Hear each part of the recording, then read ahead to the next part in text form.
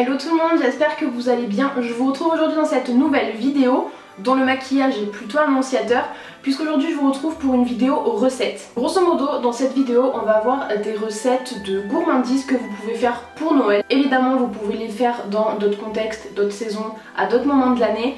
Mais c'est vrai que ce genre de recettes, c'est vraiment les recettes super gourmandes de la période de Noël et en général des périodes hivernales. Donc écoutez, si vous êtes à la recherche de desserts ou de petits goûters, ma foi, plutôt sympa et plutôt cosy pour cette petite période et qui va ravir les papilles de vos proches, j'en suis certaine.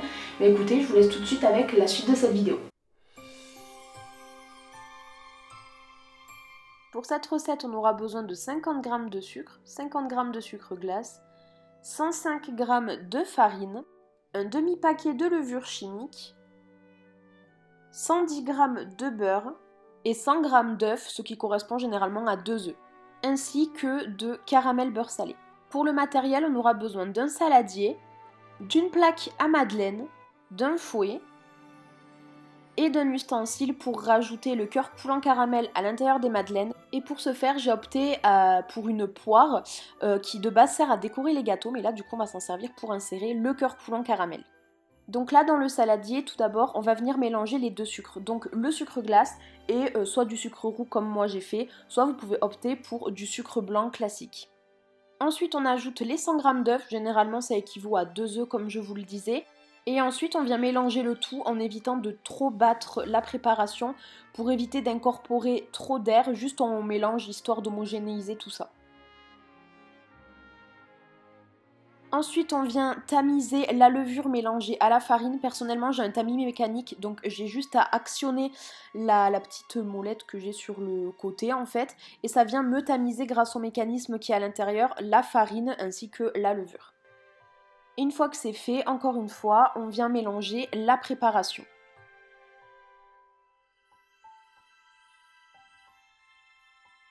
Ensuite, on ajoute notre beurre fondu et encore une fois, on vient mélanger pour la dernière fois cette préparation pour les madeleines. Une fois que c'est terminé, je vous conseille de laisser reposer la pâte entre 1h30 et 3h au frigo pour qu'elle puisse du coup un petit peu refroidir et qu'après la texture puisse monter plus rapidement et qu'on ait des belles madeleines bien bombées. Ensuite, je viens prendre mon moule pour les madeleines et je vais tout simplement venir beurrer l'intérieur. Et quand c'est fait, je vais le placer entre 5 et 10 minutes au congélateur histoire de bien le refroidir. Donc évidemment, mon moule, je l'ai placé les 5-10 dernières minutes de repos de la pâte à madeleine. Une fois que tout a fini de reposer au frigo et au congélateur, je viens me munir de ma pâte.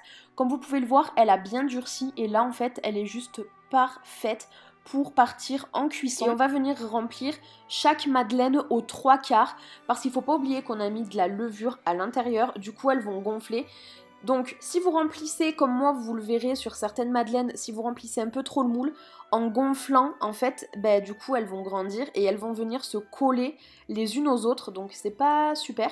Donc moi avec 2 cuillères, je viens garnir chaque madeleine aux 3/4. Et ensuite elles sont prêtes à être enfournées maximum 7 minutes à 185 degrés. Concernant le cœur fondant caramel beurre salé, comme je vous l'ai dit, moi j'ai pris une poire à décorer. Et en fait à l'intérieur de cette poire, on vient mettre le caramel au beurre salé. Et comme vous pouvez le voir, en exerçant une petite pression, en fait vous avez le caramel qui va sortir.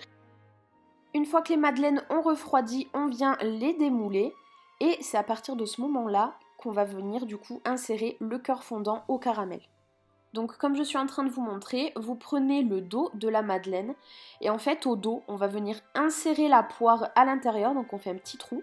On appuie pour que le caramel se dépose à l'intérieur et en fait comme la madeleine va être alvéolée vu qu'elle aura gonflé, du coup le caramel va pouvoir s'insérer à l'intérieur, ce qui donnera ce fameux cœur coulant.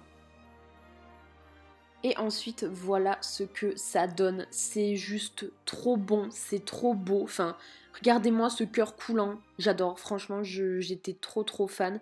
Donc si vous êtes grand fan du caramel beurre salé, je vous conseille à 3000% cette recette. Pour ces petits sablés, vous aurez besoin de 200 g de farine, de 100 g de sucre roux, de 125 g de beurre fondu, et les arômes que vous voulez. Personnellement, j'ai pris de la fleur d'oranger, de la cannelle et de la vanille. Et vous aurez aussi besoin d'un œuf. Tout d'abord, dans un saladier, on vient mélanger le beurre fondu, ramolli, peu importe, mais là, comme vous voyez, j'avais laissé un petit peu des morceaux. On rajoute à ce beurre le sucre roux. Ensuite, on va venir mélanger un petit peu pour tout incorporer ensemble. À ce mélange-là, on va rajouter un œuf. On remélange un petit peu. Ensuite, on vient tamiser la farine qu'on va incorporer du coup petit à petit dans la préparation. On mélange encore une fois et je vous garantis que dans cette recette-là, si vous avez horreur de mélanger tout le temps, ça va être compliqué parce qu'on mélange quasiment à chaque étape. Quand le mélange est bien homogène, je viens tout simplement diviser ma pâte en 3 pour pouvoir y ajouter chacun de mes arômes. Donc dans un bol, je vais venir mettre ma cannelle, dans un autre, je vais venir mettre ma vanille et encore dans un autre, je vais venir mettre ma fleur d'oranger. Et d'ailleurs, tant que j'y suis, honnêtement, ceux à la fleur d'oranger sont bien meilleurs que les deux autres. Pourtant, je suis une grande fan de cannelle, mais pour je ne sais quelle raison, je trouve que ceux à la fleur d'oranger ont bien plus de goût. Et concernant ceux à la cannelle, encore une fois, je tiens à préciser, il faut le laisser un petit peu moins longtemps au four que les deux autres parce que comme la cannelle c'est une épice, je pense que ça a tendance à cuire un peu plus vite qu'avec les autres arômes. Résultat des courses, ceux à la cannelle étaient un petit peu plus bronzés on va dire que ceux à la vanille et à la fleur d'oranger. Et pour la vanille, j'en ai mis l'équivalent de 2 cuillères à café.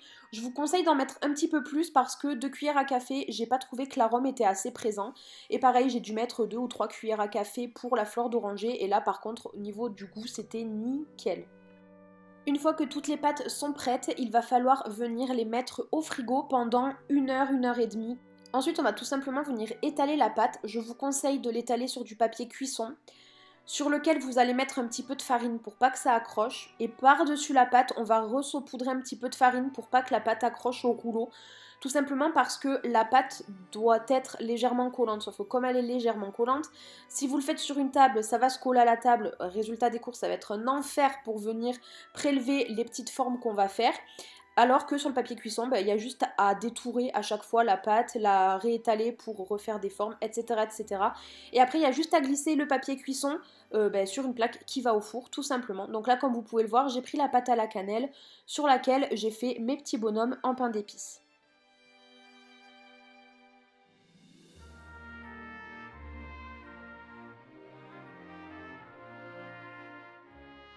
Et ensuite ça peut partir au four, donc on le met à 180 degrés pendant environ 10 minutes, surveillez au travers de la vitre du four, ça dépend de la puissance de votre four tout simplement, et encore une fois, la pâte dans laquelle vous allez incorporer de la cannelle, à surveiller un peu plus parce que vu qu'il y a de la cannelle à l'intérieur, ça a tendance à bronzer un peu plus vite. Pareil avec ma pâte à la vanille que je viens étaler sur un papier cuisson avec un petit peu de farine. Je mets un petit peu de farine au-dessus et je viens découper les formes avec mes emporte-pièces en forme de bonhomme de neige. Et ensuite, rebelote, je fais exactement la même chose avec ma dernière pâte qui est à la fleur d'oranger. Voilà, voyez, là par exemple, j'ai pas mis assez de farine et du coup, j'ai toute la pâte qui s'était enroulée autour du rouleau. Donc du coup, il y a juste à l'enlever, la remettre et rajouter de la farine si vraiment ça a tendance à être trop collant. Et une fois que tout est prêt à partir au four, on va s'attaquer au glaçage. Donc pour ça, on aura besoin de 400 g de sucre glace, de 2 blancs d'œufs, et j'ai oublié de le mettre, mais il faudra aussi une cuillère à soupe de jus de citron. Ensuite, vous pouvez avoir des colorants pour ajouter un petit peu de couleur à tout ça, ainsi que de petites paillettes, de petites confettis comestibles en sucre que vous trouverez dans un rayon à pâtisserie tout classique. Donc on vient verser les 400 g de sucre glace dans un récipient, donc dans un saladier, c'est quand même le mieux. Et à ce sucre glace là, on va venir ajouter nos 2 blancs d'œufs. Une fois que c'est fait, je vous recommande quand même de commencer à mélanger à la cuillère, tout simplement parce que si vous commencez d'entrée de jeu au batteur, le sucre glace va tout simplement s'envoler avec la puissance du batteur et on va en avoir de partout, plutôt que dans le plat pour avoir notre glaçage. Donc voilà le résultat après 3 bonnes minutes de batteur électrique. Et ensuite, je vais venir prendre des récipients pour partager mon glaçage, ajouter les colorants pour avoir du coup plusieurs couleurs pour chacun de mes gâteaux. Donc je vous recommande d'avoir des colorants soit en poudre, soit en gelée. Parce que moi là j'avais des colorants liquides. Et le truc c'est qu'au niveau du glaçage, pour faire les contours, on va devoir avoir un glaçage vraiment solide qui ne coule pas. Et pour faire le remplissage, on aura besoin d'un glaçage qui coule un petit peu plus.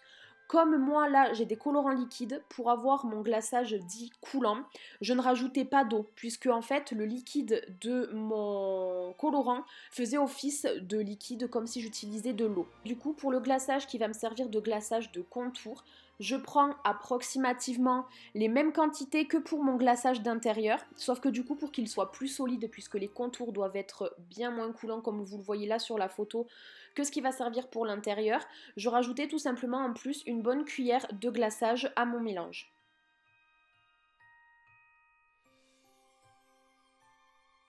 De toute façon, en barre d'infos, vous aurez la vidéo de laquelle j'ai suivi la recette pour le glaçage, puisque le glaçage, c'est vrai que j'ai dû m'y reprendre à plusieurs fois avant d'avoir quelque chose qui fonctionnait.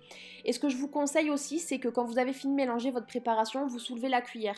Si c'est approximativement figé, c'est que du coup, c'est parfait pour faire office de glaçage de contour.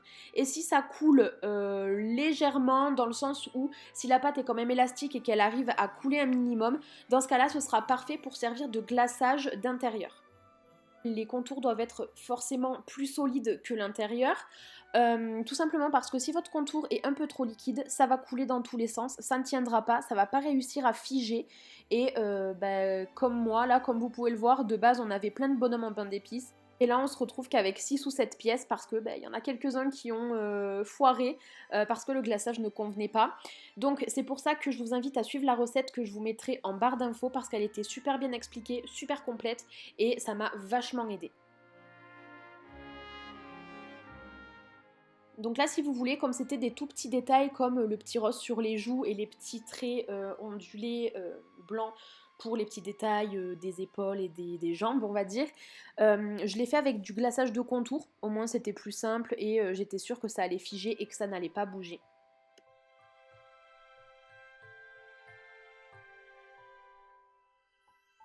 Par contre là, comme vous pouvez le voir, je fais d'abord mon contour avec du coup mon glaçage de contour. J'attends un petit peu, quelques secondes, vraiment une trentaine de secondes. Et ensuite avec une cuillère à soupe, je viens mettre mon glaçage de remplissage à l'intérieur. Je vais venir l'étaler délicatement pour pas que ça dépasse des contours et pour pas que ça coule. Et ensuite vous avez votre dessin, votre sablé qui est tout prêt. Et ensuite, il faut tout simplement faire preuve de créativité, rajouter des petits confettis sucrés, rajouter du sucre rose, vraiment c'est à votre guise. Et là, du coup, vous avez le résultat final des petits bonhommes en pain d'épices. Je les ai fait assez sobres parce qu'ils vont me servir à faire des photos avec des maquillages de Noël pour Instagram. Et vous avez après mes petits sapins et les petits bonhommes de neige. Et voilà à quoi il ressemble après toute une nuit et toute une bonne matinée à reposer. Comme vous pouvez le voir, le glaçage a bien séché, il s'est bien figé et on a quelque chose de tout mignon pour les fêtes de Noël et de très esthétique je trouve. Du coup pour cette dernière recette, on aura besoin de 120 g de beurre mou, de 25 g de poudre d'amande, de 80 g de sucre glace, de 200 g de farine, d'une pincée de cannelle et d'un œuf.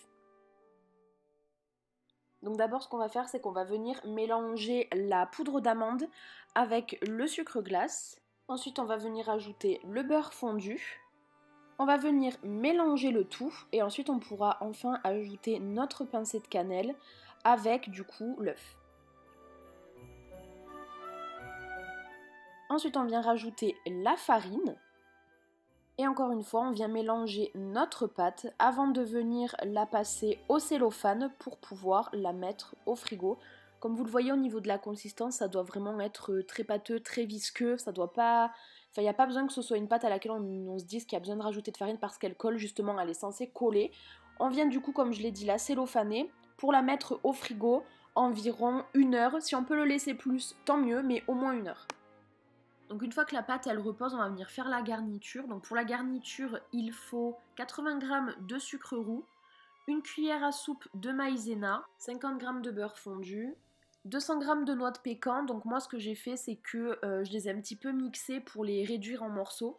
J'ai gardé une cinquantaine de grammes pour décorer le dessus, 150 g de sirop d'érable, 3 œufs et il faudra aussi, j'ai oublié de le préciser, une cuillère à café d'extrait de vanille. Et là c'est tout simple, il y a juste à venir mélanger la totalité des ingrédients. Donc moi je commence par les œufs, ensuite j'ajoute mon beurre, ensuite je vais venir ajouter mes noix de pécan. Comme je vous l'ai dit, j'ai mixé vite fait, hein, j'ai mixé une partie. Et après je viens mettre du coup mon sirop d'érable. Ensuite je suis venue mettre le reste, donc le sucre roux, avec du coup la cuillère à café d'extrait de vanille liquide et la cuillère à soupe de maïzena. Après on vient mélanger le reste. Et quand on récupère la pâte 1 heure après, du coup comme vous le voyez elle est bien plus malléable, elle est beaucoup moins collante que ce qu'elle était avant le passage au frigo, elle est légèrement élastique et en fait à la main on va venir l'étaler dans un moule à tarte et comme la pâte on va venir la pré-cuire, par dessus vous mettez un morceau de papier cuisson et vous allez déposer un moule vide par dessus pour faire poids, pour pas que la pâte se lève trop. Moi mon moule, comme vous allez le voir maintenant, il était un petit peu trop petit parce que du coup là où il y avait le moule ça n'a pas gonflé, mais tout autour ça a bien gonflé, donc du coup c'est pour ça que vous voyez que je suis là avec une cuillère en train de galérer à aplatir ma pâte. Mais bon, très honnêtement en soi c'est pas gênant, je pense que tant que vous avez la profondeur, parce que moi c'est surtout que mon moule était bas, tant que vous avez la profondeur, la préparation ne dépassera pas du moule, donc tout ira bien. Du coup on verse ensuite l'appareil dans la pâte, on fait bien gaffe que tout soit bien réparti correctement. Et ensuite on vient parsemer de noix de pécan le dessus. Et là vous voyez la transition de qualité. Et voilà du coup à quoi ça a ressemblé. On l'a mangé en quelque chose comme 3 jours, donc franchement ça a fait fureur. Et au niveau de la consommation, soit tiède, soit froid, et franchement avec une boule de glace vanille ça doit juste être de la folie.